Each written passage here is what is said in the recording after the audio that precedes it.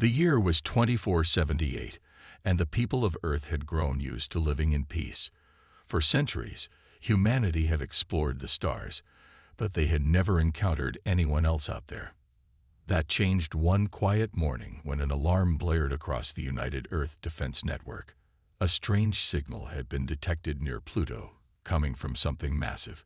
Scientists scrambled to analyze it, but soon, the truth became clear. Earth was no longer alone. Through telescopes and sensors, humanity saw it for the first time. A fleet of alien ships so large it blocked out the light of distant stars. These weren't just any ships. They were dreadnoughts, enormous vessels bristling with weapons and armor. The Galactic Empire, as they called themselves, had arrived. Their leader, Admiral Calvorn, wasted no time sending a message. It was broadcast on every channel, in perfect English, as if they had been watching Earth for years. People of Earth, his deep voice boomed. You are now part of the Galactic Empire. Surrender your planet, or face destruction. The words sent shockwaves through governments and homes worldwide. Panic spread like wildfire, but President Laura Hayes refused to give in. She stood before cameras, her calm demeanor masking the storm inside. We will not bow to tyranny, she declared. Earth will defend itself. Behind closed doors, however, things looked grim. Earth's military wasn't ready for this kind of fight. Its fleet consisted of outdated ships, leftovers from conflicts long past. Compared to the Empire's gleaming armada, Earth's forces seemed laughable. Even General Alan Carter, a seasoned veteran, struggled to hide his concern during emergency meetings. We're outnumbered and outgunned, he admitted, pacing the room. But we can't let them see our fear. Commander Rachel Monroe nodded. She was younger than most officers, but her sharp mind and quick thinking had earned her respect. Maybe we don't need bigger ships, she suggested. Maybe we need smarter strategies. Her idea sparked hope, and plans began to form. Dr. Emily Dawson, a scientist known for her work on experimental weapons, was brought into the fold. Her lab buzzed with activity as she worked around the clock, tweaking designs for quantum cannons and energy shields. Meanwhile, pilots trained harder than ever under Captain Jason Brooks, a fearless flyer who pushed his team to their limits. While Earth prepared, the Empire grew impatient. Admiral Vorn mocked humanity's efforts, calling their fleet pathetic and tiny. To him, Earth was nothing more than a speck in the vastness of space, unworthy of serious attention. He ordered his ships closer, intending to crush any resistance quickly. But what Vorn didn't know was that Earth wasn't planning a fair fight. Hidden among asteroids and moons, the humans readied their trap. Old mining drones were repurposed into weapons platforms. Cloaking technology was installed on key ships, and decoys were set up to confuse enemy sensors. Every move was calculated. Every resource stretched to its limit. As the Imperial fleet approached Mars, tensions reached a breaking point. Soldiers said goodbye to loved ones, unsure if they'd return. Civilians watched the skies, praying for a miracle. No one knew how the battle would end, but one thing was certain: Earth wouldn't go down without a fight. And then the moment came. The Empire's scout ships entered range, expecting an easy victory. Instead, they found themselves surrounded by shadows moving too fast to track.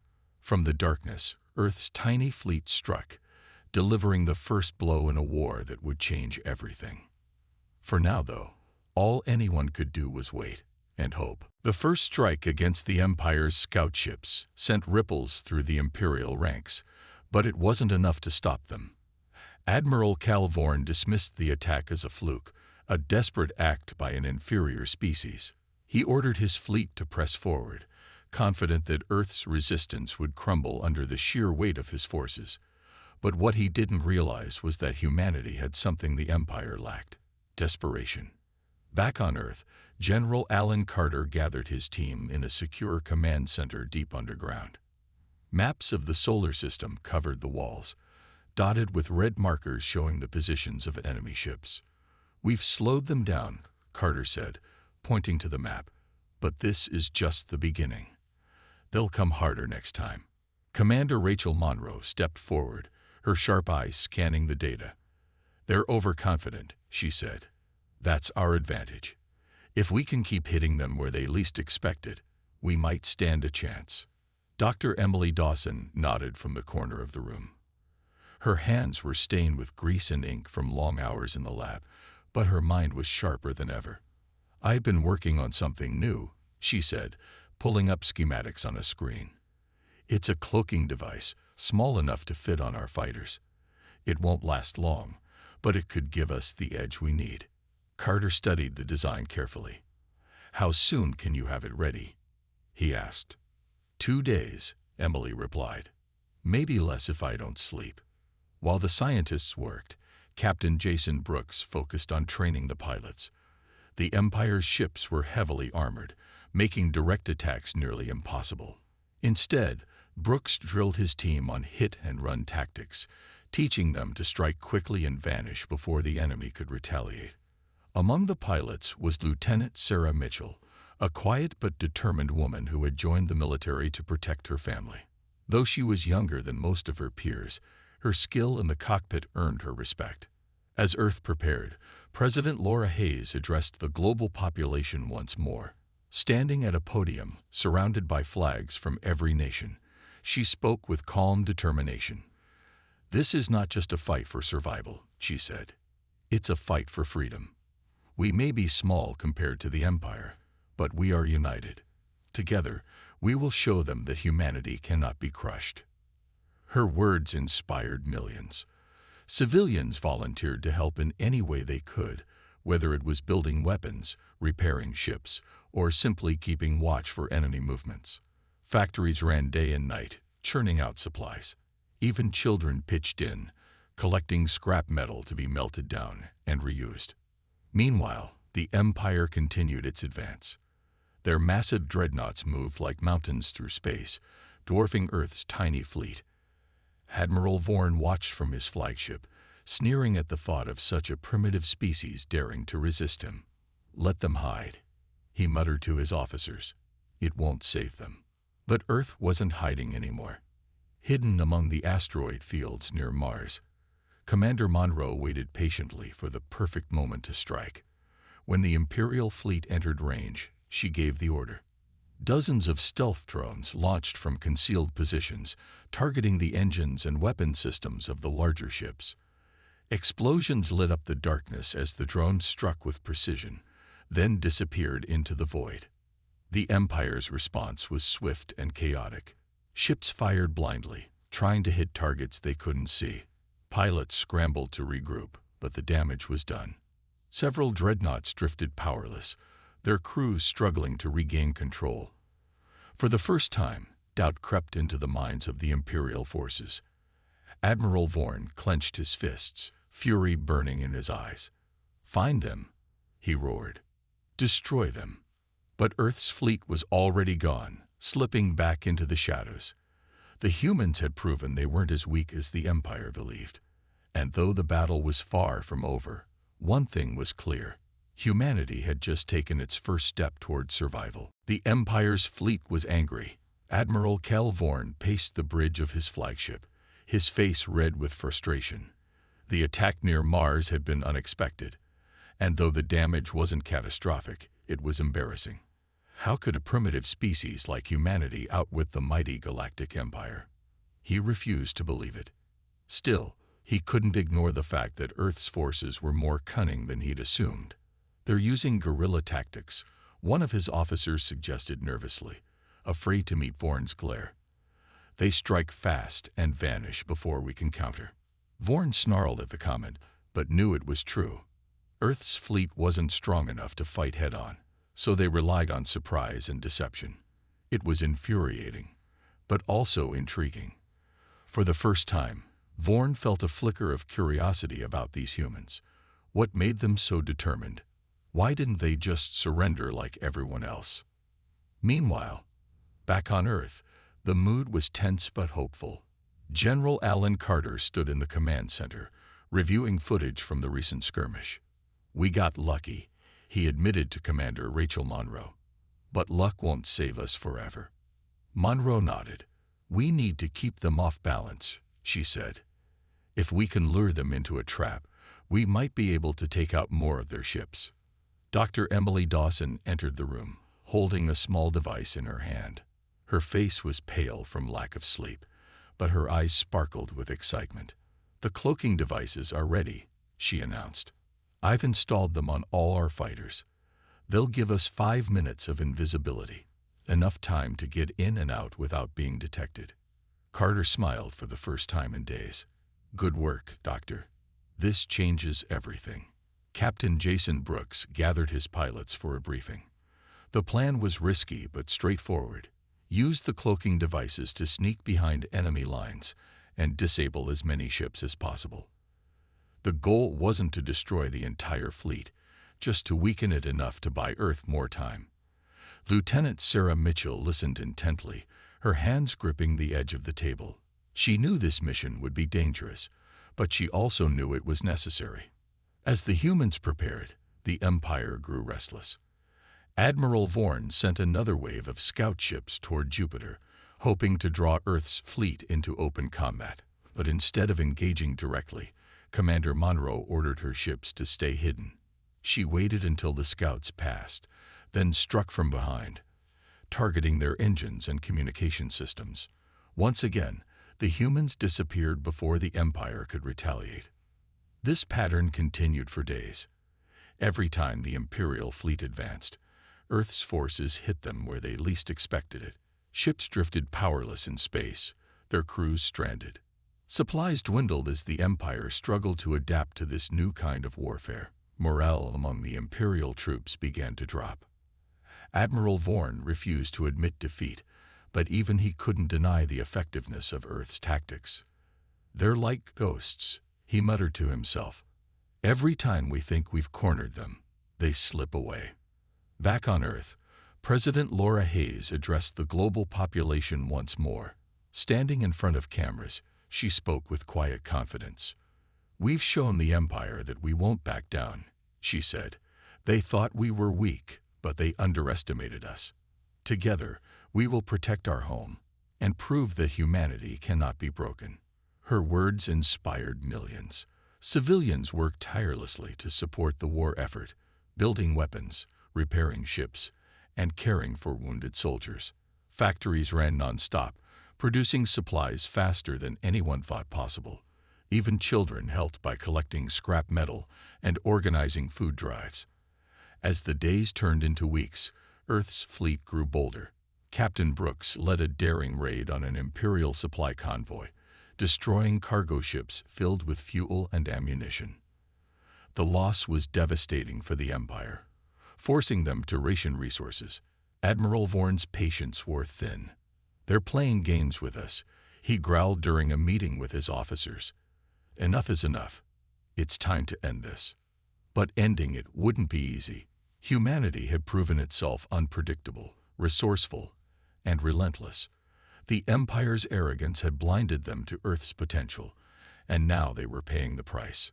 Though the battle was far from over, one thing was clear: humanity was fighting back and winning. The Empire was growing desperate. Admiral Cal Vorn stared at the holographic map of the solar system, his jaw clenched tight. Earth's fleet had been a thorn in his side for weeks, striking from the shadows and vanishing before he could retaliate. His mighty dreadnoughts were sitting ducks in this kind of fight. He hated it. The Galactic Empire had conquered countless worlds, but none had resisted like this. "We need to crush them," Vorn said, slamming his fist on the table. "No more chasing phantoms. I want their fleet destroyed." His officers nodded nervously, knowing better than to argue. Vorn ordered the fleet to advance toward Jupiter, where Earth's forces had been spotted recently. He believed they were using the gas giant's thick clouds as cover. If he could force them into open combat, he could finally bring his full power to bear. On Earth, General Alan Carter watched the Empire's movements with growing concern. Their plan to harass the enemy had worked so far, but sooner or later, the Empire would adapt. They needed something bigger, a way to deal a serious blow to the Imperial fleet. Commander Rachel Monroe stepped forward, her expression grim. "We've lured them deep into our territory," she said. "If we can trap them near Jupiter, we might be able to take out a large chunk of their ships." Dr. Emily Dawson added, "I've modified some mining drones left over from Jupiter's old mining operations. We can arm them with plasma torpedoes and use them as decoys. When the Empire follows them, we'll hit them hard." Carter nodded. It was risky, but it was their best chance. He gave the order to prepare the trap. Captain Jason Brooks led a team to retrofit the mining drones, equipping them with weapons and cloaking devices. Lieutenant Sarah Mitchell worked alongside him, her hands steady despite the pressure. "This is going to work," she said quietly, though she wasn't sure if she believed it herself. As the humans prepared, the Empire moved closer to Jupiter. Admiral Vorn scanned the planet's swirling clouds, searching for signs of Earth's fleet. Then he saw it, a group of small ships darting out from behind one of Jupiter's moons. They fired a few shots before disappearing again. "Follow them," Vorn barked, his eyes lighting up with triumph. Finally, the humans had made a mistake. The Imperial fleet surged forward, chasing the drones deeper into Jupiter's orbit. But as they entered the gas giant's shadow, disaster struck. Hundreds of armed drones swarmed out of hiding, firing plasma torpedoes at the Dreadnoughts. The Empire's ships tried to return fire, but the drones were too fast, too unpredictable. From above, Commander Monroe gave the signal. Earth's fleet emerged from the clouds, unleashing a barrage of missiles and energy blasts. Cloaked fighters darted between the Imperial ships, targeting weak points in their armor. Chaos erupted as the Empire's forces scrambled to defend themselves. Admiral Vorn watched in disbelief as his fleet crumbled around him. "Retreat," he shouted, his voice filled with rage. But it was too late. The trap had been sprung, and there was no escape.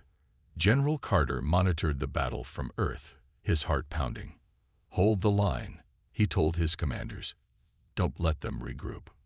For hours, the battle raged. The humans fought with everything they had, knowing this was their chance to turn the tide. Captain Brooks led his squadron in a daring assault on a cluster of dreadnoughts, disabling their engines and leaving them stranded. Lieutenant Mitchell stayed close to his wing, covering him as they weaved through enemy fire. By the time the fighting ended, the Empire had lost hundreds of ships. What remained fled back toward Saturn, licking their wounds. Admiral Vorn seethed with anger, vowing revenge. But for now, Earth had won a crucial victory. Back on Earth, President Laura Hayes addressed the people once more. "Today we showed the Empire that we are not afraid," she said. "They thought they could crush us, but they underestimated our strength, our unity, and our courage."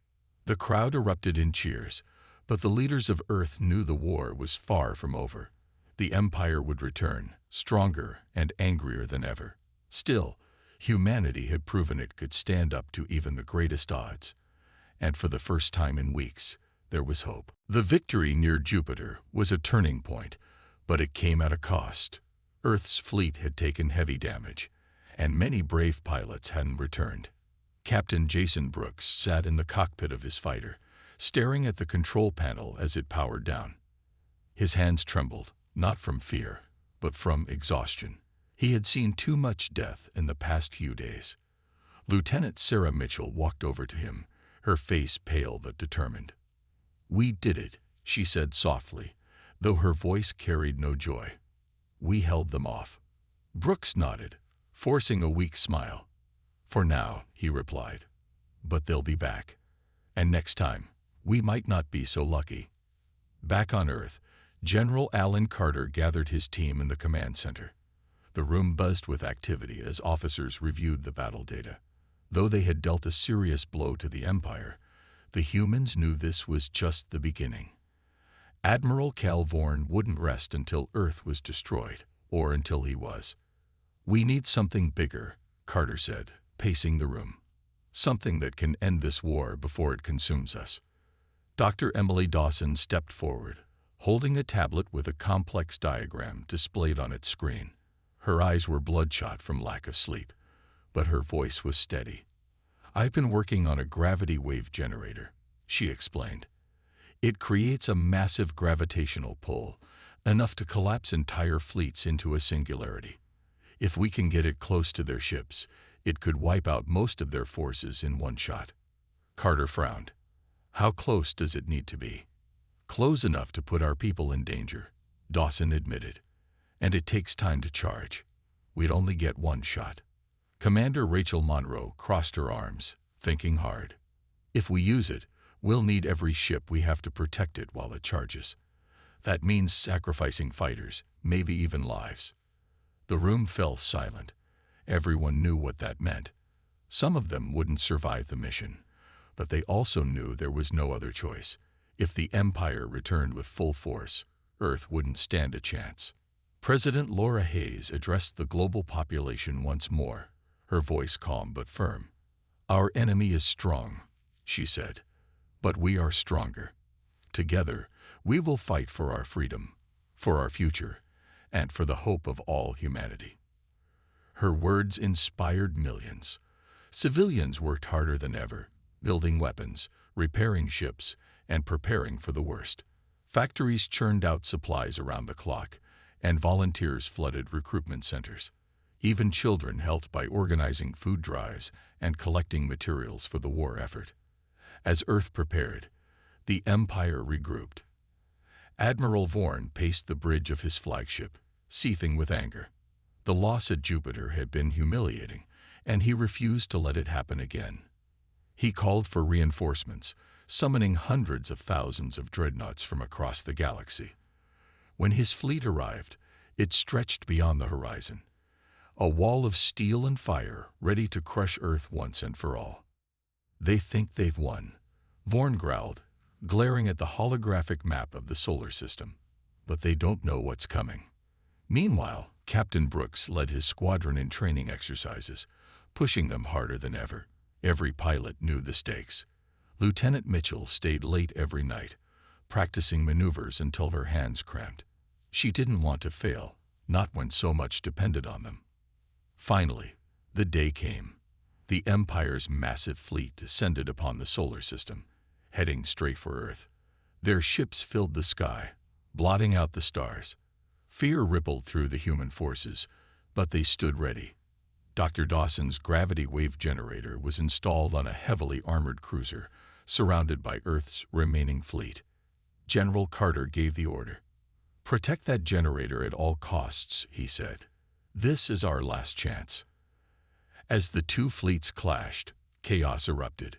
Pilots flew headfirst into danger, knowing they might not return. Captain Brooks led the charge, weaving through enemy fire as he drew their attention away from the generator.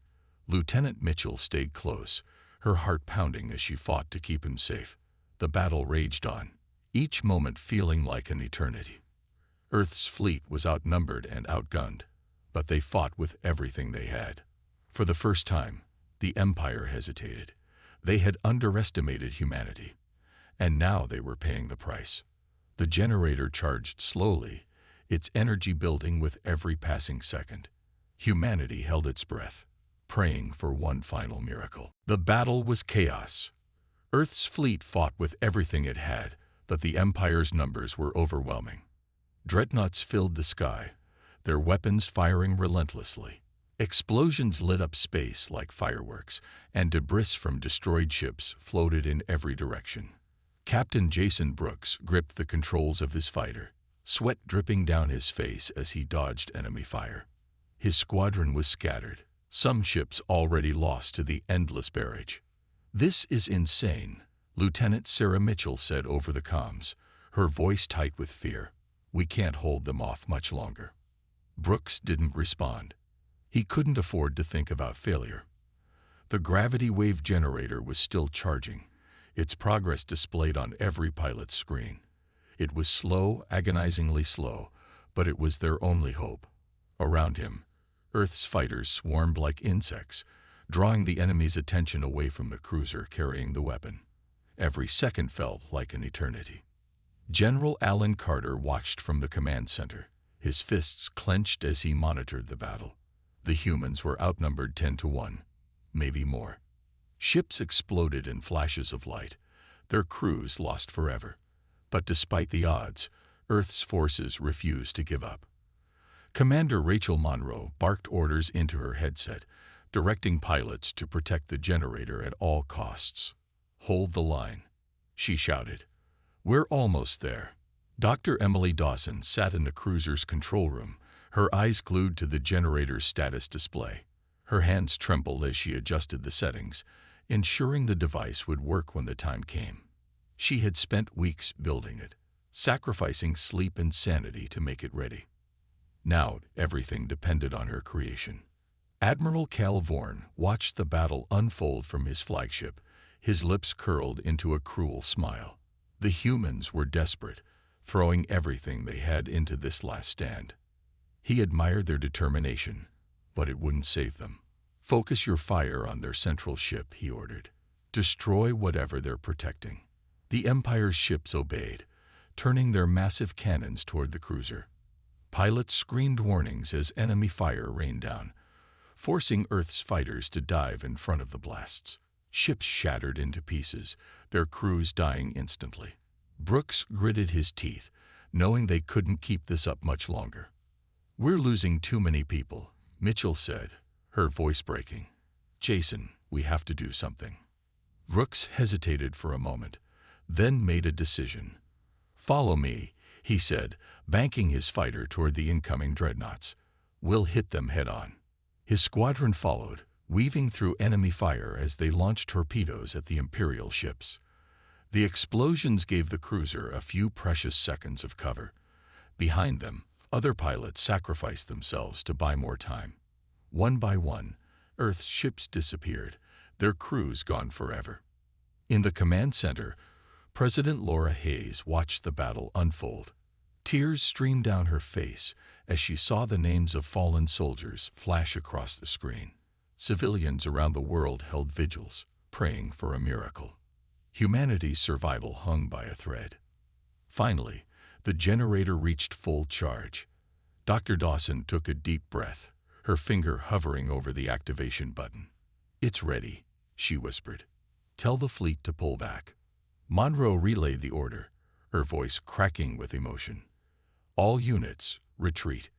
"Repeat, all units, retreat." The surviving ships turned and fled, leaving the cruiser alone in the void. Brooks hesitated, looking back at the weapon. "Let's go," Mitchell urged, her voice trembling. Reluctantly, he followed her away from the battle. On the cruiser, Dawson pressed the button. A low hum filled the ship as the generator activated, sending a ripple through space. The Empire's fleet froze, confused by the sudden disturbance. Then, the gravity wave struck. Huge sections of the Imperial fleet collapsed into themselves, sucked into a singularity that consumed everything in its path. Dreadnoughts crumbled, their crews screaming as they were pulled into the void. Admiral Vorn's flagship barely escaped, its engines straining against the pull. When the wave finally subsided, half the Empire's fleet was gone. Earth's forces watched in stunned silence. They had won, but at a terrible cost. Brooks stared at the empty space where so many ships had been, his heart heavy with grief. Mitchell placed a hand on his shoulder, unable to speak. Back on Earth, the survivors celebrated quietly. They had saved their planet, but the price had been high. Humanity had proven its strength, but the scars of war would never fully heal. The aftermath of the gravity wave attack was both a victory and a tragedy. Earth's fleet had survived, but it was a shadow of what it once was. Ships drifted in space, damaged and powerless, their crews exhausted and grieving. Captain Jason Brooks sat alone in his fighter, staring at the emptiness where the Empire's fleet had been. The silence was deafening. Lieutenant Sarah Mitchell approached him cautiously, her face pale but resolute. "We did it," she said softly, though her voice carried no joy. "We stopped them." Brooks nodded, but his eyes remained fixed on the void. "At what cost?" he muttered. Too many lives had been lost. Friends, comrades, people who believed in a better future. He couldn't shake the faces of those who hadn't returned. On Earth, President Laura Hayes stood before cameras, addressing the world. Her voice was steady, but her eyes were red from crying. "Today, we honor the brave men and women who gave everything to protect us," she said. "Their sacrifice will never be forgotten. Because of them, we are still here." Across the planet, people mourned. Families lit candles for loved ones who would never come home. Streets were lined with photos of fallen soldiers, their smiles frozen in time. Yet, amidst the grief, there was also pride. Humanity had faced an impossible enemy and won. It was a bittersweet victory, but it proved that Earth could stand against even the greatest odds. Admiral Cal Vorn retreated to the edge of the solar system, his flagship battered and his forces decimated. He stared at the holographic map of the battle, replaying the moment the gravity wave struck. His hands clenched into fists, trembling with rage. "They tricked us," he growled, his voice low and dangerous. "Those primitive humans, they outsmarted us." His officers stayed silent, afraid to speak. They had seen this side of Vorn before, cold, calculating, and merciless. "This isn't over," he continued, his tone icy. "Earth will pay for this. I'll make sure of it." Back on Earth, General Alan Carter met with his team in the command center. The room was quiet, the mood somber. Though they had won, everyone knew the Empire wouldn't give up so easily. "We've bought ourselves time," Carter said, leaning heavily on the table. "But they'll be back. And next time, they'll be ready for us." Dr. Emily Dawson slumped in her chair, her body aching from days without sleep. She had built the weapon that saved humanity, but the weight of what she had done pressed down on her. "I just hope it was enough," she whispered, more to herself than anyone else. Commander Rachel Monroe placed a hand on her shoulder. "It was enough," she said firmly. "You gave us a fighting chance. That's more than anyone could have asked for." As the days passed, Earth began to rebuild. Factories worked around the clock to repair ships and build new ones. Civilians volunteered to help in any way they could, knowing the war wasn't over. Children drew pictures of spaceships and heroes, their innocence untouched by the horrors of battle. Even in the darkest times, humanity found ways to hope. Captain Brooks returned to Earth, walking through the streets of his hometown. People greeted him as a hero, but he didn't feel like one. He visited the memorial wall, where the names of the fallen were engraved in stone. He found Lieutenant Sarah Mitchell there, standing silently in front of a name she knew too well. "They died for something bigger than themselves," she said, her voice barely above a whisper. "We can't let their sacrifice be wasted." Brooks nodded, feeling a spark of determination ignite within him. She was right. The war wasn't over, but humanity had proven it could fight and win. Together, they would prepare for whatever came next. In the distance, the stars shone brightly, a reminder of how small Earth was in the vastness of space. But Earth wasn't weak. It was resilient, united, and unbreakable. Whatever challenges lay ahead, humanity would face them together. For now, they had earned a brief moment of peace, a chance to heal, to rebuild, and to remember those who had given everything. The days that followed the battle were filled with both mourning and rebuilding. Earth had won a great victory, but the scars of war ran deep. Families gathered to remember their loved ones, lighting candles in windows and placing flowers at memorials. Streets were quiet, except for the occasional sound of construction, as workers repaired damaged buildings and rebuilt ships. The world was healing, slowly but surely. President Laura Hayes stood on a stage in front of thousands of people, her voice strong despite the weight of what she had seen. "Today, we honor those who gave their lives to protect us," she said, "but we also look to the future. Humanity has shown it can stand against even the greatest odds. Together, we will build a better world, not just for ourselves, but for all who seek freedom." Her words inspired hope, not just on Earth, but across the galaxy. News of humanity's triumph spread far beyond the solar system. Other civilizations, long oppressed by the Galactic Empire, began to rise up against their rulers. Messages of gratitude poured in from distant stars, thanking Earth for proving that even the mighty could fall. General Alan Carter watched these events unfold from the command center, his mind racing with possibilities. "This changes everything," he said to Commander Rachel Monroe. "We're no longer just fighting for Earth. We're fighting for everyone who wants to be free." Monroe nodded, her expression thoughtful.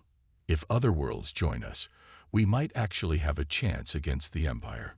Dr. Emily Dawson returned to her lab, determined to keep improving Earth's technology. Though exhausted, she couldn't stop working. Her gravity wave generator had saved the planet. But she knew it wasn't enough to guarantee safety. "We need more weapons, better defenses," she told herself, scribbling notes late into the night. "The Empire won't give up." Captain Jason Brooks tried to adjust to life after the battle, but it was hard. He visited schools and community centers, speaking to children about courage and teamwork. "You don't have to be fearless to be brave," he told them. "Sometimes bravery is just doing what needs to be done, even when you're scared." Lieutenant Sarah Mitchell stayed close to him, finding comfort in his presence. Together, they visited memorials and attended ceremonies, honoring those who had fallen. "They believed in a better future," she said one evening, standing under a sky full of stars. "We owe it to them to keep believing too." Admiral Cal Vorn retreated to the Empire's capital, plotting his next move. His defeat at Earth's hands burned in his mind, a constant reminder of his failure. "They think this is over," he muttered to himself.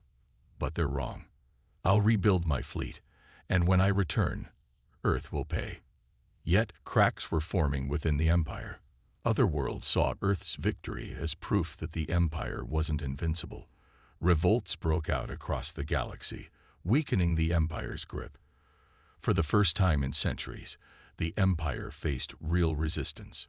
Back on Earth, President Hayes announced the creation of the United Solar Alliance, an organization dedicated to helping oppressed planets gain independence. "We won't stand by while others suffer," she declared. "Together, we will fight for freedom, for everyone." As weeks turned into months, Earth grew stronger.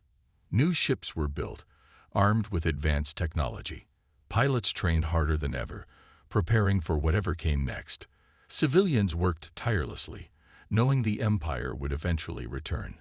But for now, there was peace, a fragile, hopeful peace.